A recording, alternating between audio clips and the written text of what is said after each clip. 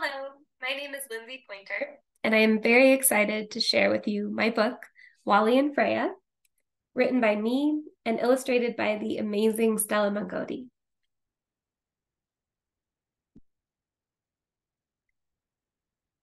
Wally was a bully.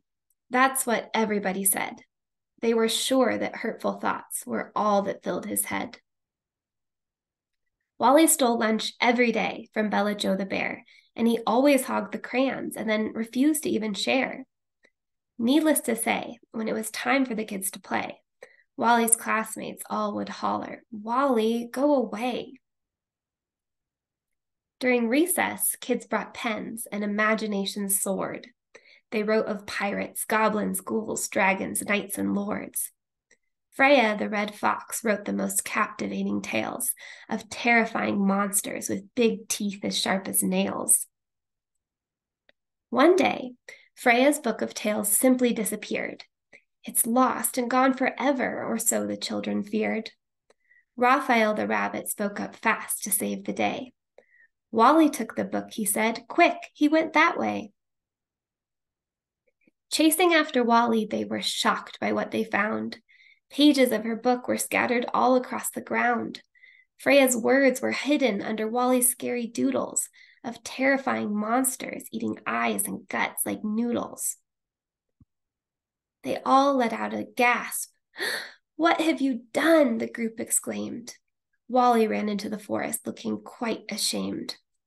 But Freya thought twice as she watched young Wally go and followed down the grassy path to where the oak trees grow. Wally was there, hanging his head and kicking the dirt. Freya saw in Wally's eyes that both of them felt hurt. "Your drawings are amazing," Freya genuinely said. This made Wally smile, and he slowly turned his head. "Why'd you take my book?" she asked, with kindness in her eyes. "I don't know," said Wally, letting out a big long sigh. "I guess I just always wanted to be part of the fun. But you wouldn't understand. You're friends with everyone." "Nobody likes me," Wally said, while looking very sad. "Sometimes I get so sad, and then that sadness makes me mad." He told his new friend Freya about troubles in his home and told her how he felt so scared and completely alone. Freya sat and listened, and she let Wally talk on. And by the end of Wally's story, her anger was gone. "I have a fun idea," she said, with kindness in her smile. And together they gathered her book's pages in a pile. The next day, the kids gathered by the biggest old oak tree. What they found when they arrived was quite the sight to see. Wally's illustrations were all pinned up on the bark, scary drawings of mean monsters and terrible sharks. Freya told a story, and it made them come alive. The monsters were embarking on a dangerous deep-sea dive.